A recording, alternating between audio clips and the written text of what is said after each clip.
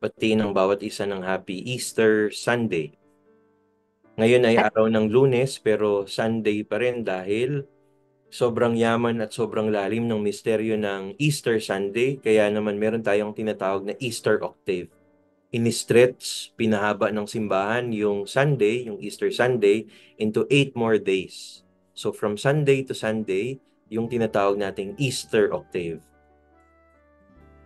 Dahil sobrang lalim at sobrang yaman ng misteryo ng Pasko ng muling pagkabuhay, kaya araw-araw kung nagsisimba kayo, merong tayong kinakantang Gloria at palaging merong Alleluia na kasama.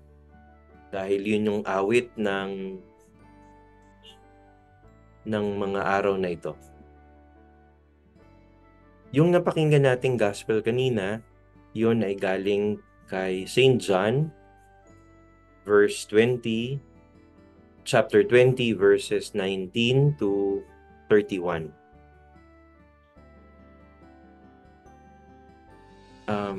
Gusto ko siguro munang bigyang diin yung ilang mga lines na napakinggan natin. So yung gospel natin ay galing kay St. John, tapos para sa kanya, ang panahong ito ng muling pagkabuhay ng Panginoon ay paglalarawan kung paanong ang Panginoon ay Diyos. Hindi siya concerned kung paano nabuhay na maguli ang Panginoon, hindi niya binigay sa atin yung mga detalyeng yon. Pero ang binigyang diin niya, yung karanasan ng mga taong pinagpakitaan ng Panginoon nung muli siyang nabuhay. At yun yung napakinggan natin kahapon, kung paanong si Maria Magdalena, siya yung naunang pumunta sa yungib, kung saan nakalibing ang Panginoon at walang takip yung yungib. Kaya naman bumalik siya para sabihan si San Pedro at si San Juan na ganun yung sitwasyon, na walang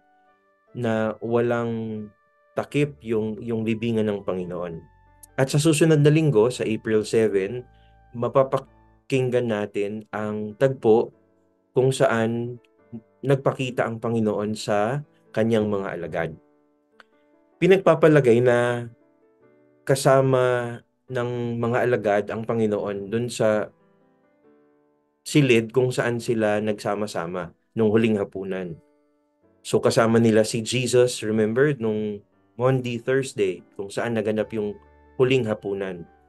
At nung mawala na ang Panginoon, sama-sama pa rin sila dun sa maliid na silid na yon.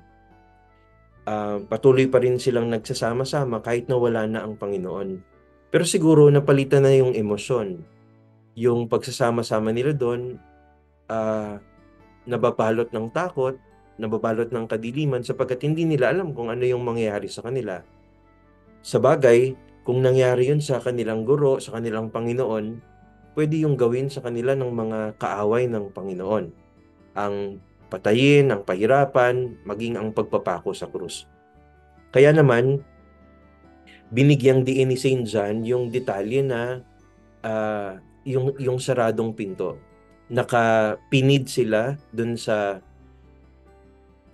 upper room, no? At dun sila nag-uusap, nagmi-meeting, na nababalot ng takot. Tapos, kahit nakasara yung pinto, ito yung binigyang diin ni St. John, nakapasok ang Panginoon at binati niya ang kanyang mga alagad ng shalom, no? Yung shalom ay Hebrew word para sa kapayapaan.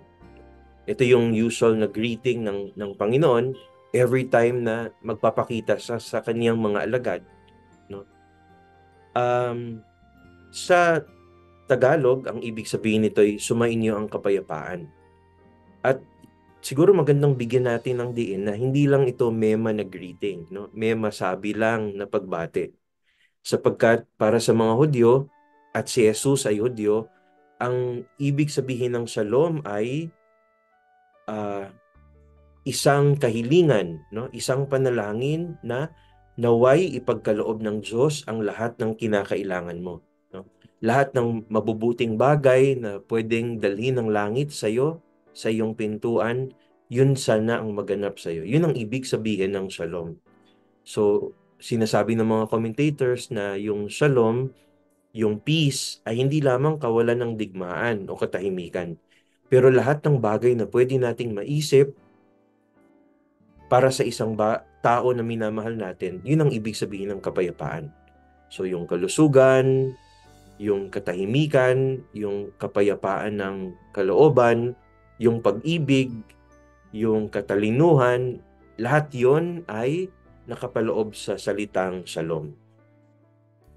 So, yun yung naganap. Binati ng Panginoon ng shalom, sumainyo ang kapayapaan ng kanyang mga alagad, no? At tuwang-tuwa ang mga alagad nung nakitang muli ang Panginoon. Kung sa bagay, kung meron tayong isang kaibigan, tapos nabalitaan nating namatay na ito, tapos next week, nakita natin kumakatok sa pintuan natin, siguro ganun din yung mararamdaman natin.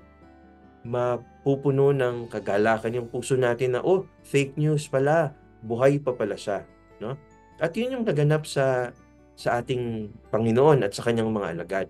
Pero hindi fake news yung nangyari. Totoong namatay ang Panginoon, pero muli isang nabuhay para sa kanila. Kaya naman nung nagpakita siya, anong nangyari? Pinakita niya yung kanyang mga sugat sa kanyang kamay at sa kanyang tagiliran, no? Tuwang-tuwa ang mga alagad nung makita ang Panginoon, pero siguro ganun din yung pagkagulat nila, yung pagkamangha na nandito yung bakas ng mga pako, yung bakas ng pagkasugat sa tagiliran ng ating Panginoon. At siguro pwede rin nating ihambing ito sa ating sarili na lahat tayo ay sugatan, no? Lahat tayo merong peklat, no? Lahat tayo ay dumaan sa katakot-takot na laban sa buhay at naging matagumpay tayo. Pero sa kabila ng tagumpay na yon, meron tayong mga tinamong scars, no? Wounds. At siguro yun ay tanda na nakipaglaban tayo, na hindi tayo sumuko sa hamon ng buhay. Yun yung naganap sa ating Panginoon. Tapos anong nangyari? Ang sabi ng Panginoon pagkatapos niyang batiin ang mga alagad ng kapayapaan, kung paanong sinugo ako ng Ama, gayon din naman sinusugo ko kayo. As the Father sent me, so am I sending you. Anong ibig sabihin nito para sa atin, no? Para sa mga apostol, para sa mga tagasunod ng Panginoon, ang kanyang pagkawala, ang kanyang pagkamatay, at ang kanyang muling pagkabuhay, nangangahulugan na sila na yung susunod na leaders, no? Dapat maging responsible na sila. Kaya naman, para sa atin na kabilang sa simbahan, ang ibig sabihin nito, kailangan ng Panginoon ang simbahan. Sapagkat sa pamamagitan ng simbahan, maririnig, mapapakinggan ang mabuting balita ng Panginoon. Merong isang santang pangalan niya si Saint Teresa of Avila. Nabuhay siya noong 16th century, no? Isa siya sa mga favorite saints ko. At si Saint Teresa, meron siyang kinumpose na tula, no? O panalangin. Ito yung laman ng panalangin. Sabi niya, Christ has no body now but yours. Wala nang katawan ng Panginoon, kundi yung katawan mo. Wala na siyang kamay, no hands, no feet on earth but yours. Wala na siyang kamay, wala na siyang mga paa sa daigdig, pero yung mga paa at yung mga kamay na meron ka. Yours are the eyes through which He looks, compassion on this world. Yours are the feet with which He walks to do good.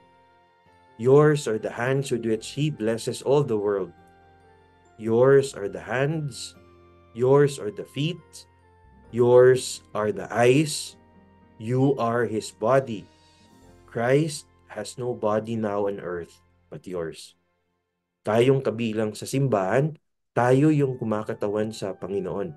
Kaya nga ang tawag sa atin ay Kristiyano, no?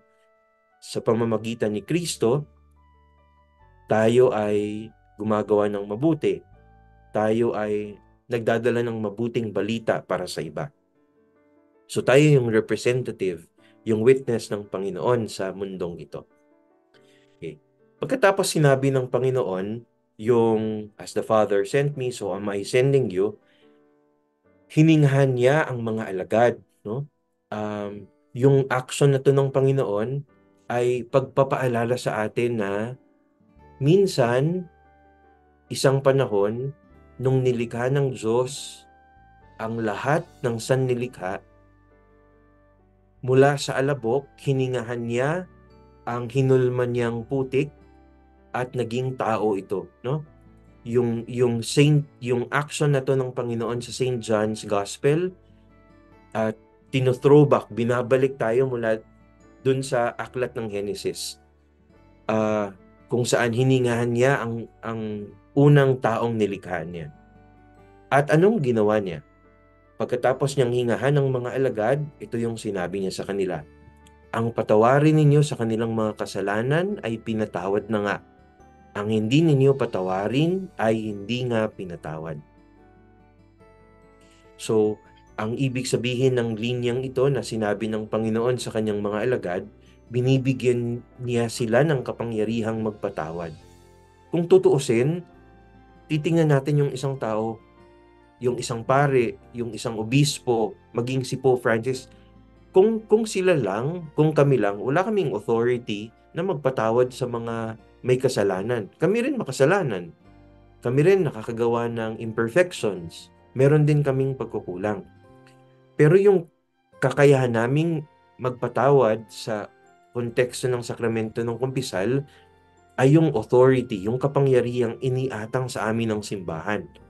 At yung authority na yon ay galing sa ating Panginoon na hinugot mula sa mga linyang yan ng ating Panginoon. Ang patawarin ninyo sa kanilang mga kasalanan ay pinatawad na nga, ang hindi ninyo patawarin ay hindi nga pinatawad. Gusto kong bigyang diin ito sapagkat sa darating na linggo, pagdiriwang natin yung Divine Mercy Sunday, no? Yung Divine Mercy Sunday. At yan yung itsura ng Divine Mercy. Kung napapanood niyo yung 3 o'clock habit, ito yung larawan ng Panginoon, no? Nakaputi siyang damit, meron siyang halo sa ulo, tapos merong dalawang rays, dalawang sinag na nanggagaling sa kanyang puso, pula at saka puti. Yung image na yan ay galing sa vision ni Saint Faustina, isang Polish na madre, no? Ang tawag sa kanya, Secretary of the Divine Mercy, kasi madaming dinictate sa kanya si Jesus, no? At kasama dun sa mga dinictate ng Panginoon sa kanya, yung larawan ng Panginoon. Meron akong naaalala na nakita ni Sister Faustina, madre pa lang siya, na punong-puno ng sugat ang puso ng Panginoon. Yung Sacred Heart of Jesus. Nababalutan ng tinik, tapos nag-aalab yung puso. Tinanong niya yung Panginoon, Lord, bakit ganyan yung puso mo? Kaya ba nagbabaga? Kaya nababalutan ng tinik? Kaya punong-puno ng sugat ay dahil sa kasalanan namin? Tapos sabi sa kanya ng Panginoon, tama yung sinabi mo. Pero more than that, bukod pa dyan, kaya ganito ang itsura ng aking puso ay dahil hindi kayo nagtitiwala sa aking kapangyarihan. Kaya naman, kung matatandaan natin, pagkatapos nating dadasalin yung 3 o'clock habit, merong isang linya, no? Ang nakalagay doon sa linya ng panalangin, Jesus, King of Mercy, we trust in you, no? Hinihiling sa atin, inaanyayahan tayong magtiwala sa divine mercy, sa walang hanggang awa ng Panginoon. At ang walang hanggang awa ng Panginoon ay masusumpungan natin sa sakramento ng kumpisal, no? Siguro sa pagkakataong ito, maganda na tanungin yung sarili natin, kailan ba tayo huling nagkumpisal, no?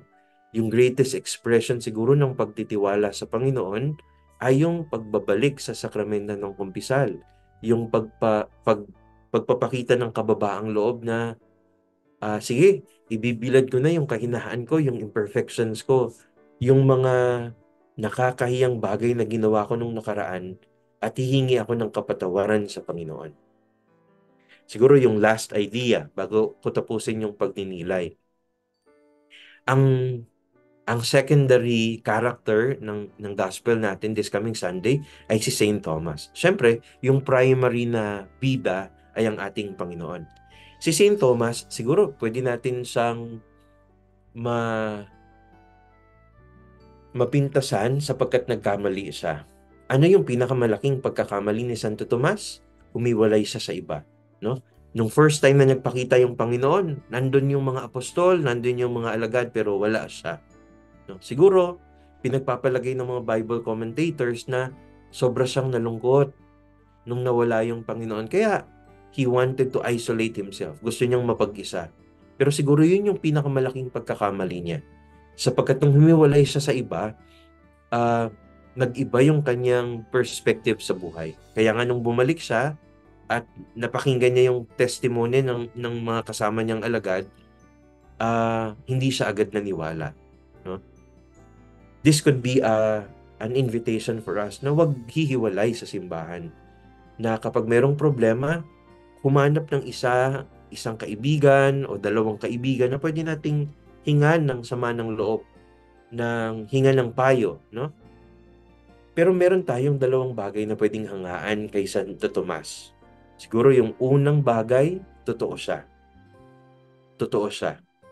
Hindi siya nagpapanggap na alam niya kapag hindi niya alam. Hindi rin siya nagpapanggap na naniniwala siya kung hindi talaga siya naniniwala. Kaya nga very emphatic niyang sinabi na hindi ako maniniwala hanggat hindi ko na isusuot ang aking mga daliri sa kanyang tagiliran at sa mga sugat na ginawa ng pako sa kanyang mga kamay. No? That's how emphatic he was. Totoo siya. Tapos number two, na pwede nating hangaan kay sa Santo Tomas ay lubos siya. No? Hindi siya one half lang, hindi siya one fourth lang. Kapag naniwala siya, kapag binigay niya yung kanyang puso at isip, 100%, no? Hindi siya nag-iiwan. Kaya nga, sa lahat ng mga apostol, sa kanya natin utang yung linyang, My Lord and my God, ang Panginoon ko at Diyos ko. Sapagkat nung naniwala siya na muling nabuhay ang ating Panginoon, yun yung sinambit niya. Tunay siyang naniwala, lubos siyang naniwala.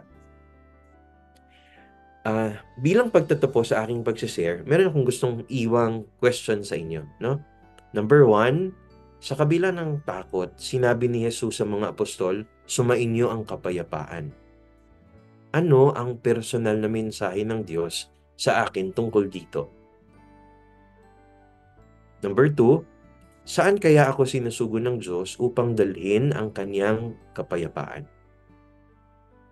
And number three, meron bang lugar sa aking buhay na nangangailangan ng higit na pagtitiwala sa Diyos? Siguro habang hinahanda natin ang ating mga sarili sa mga susunod na araw hanggang makarating tayo sa araw ng linggo, itong tatlong bagay nito makakatulong sa paghahanda sa atin sa darating na liturgy. Maraming salamat at sana meron kayong nahugot na bagong kaalaman at bagong insight tungkol sa ating mabuting balita sa darating na linggo.